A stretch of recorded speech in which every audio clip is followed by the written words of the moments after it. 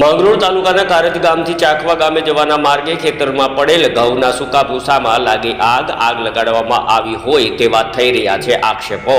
જૂનાગઢ જિલ્લાના માંગરોળ તાલુકાના કારજ ગામથી ચાખવા ગામ જવાના માર્ગે ખેતરમાં આગ લાગવાની ઘટના સામે આવી હતી, જેમાં ખેતરમાંથી ઘઉં ઉપાડી લીધા બાદ પડેલ ઘઉંના સૂકા ભૂસામાં આગ લાગવાની ઘટના સામે આવી હતી। ભારે પવનના કારણે આગે વિકરાળ સ્વરૂપ ધારણ કરતા પસાર થતી મોટરસાયકલ સવાર સીધા આગની ઝપેટમાં આવી જતા સ્થાનિક લોકો દ્વારા જાણવા મળ્યું હતું, જેમાં ચાલકની આગની ઝપેટમાં આવતા તેને માંગરોળ હોસ્પિટલ ખાતે ખસેડતા મૃત જાહેર કરવામાં આવેલ।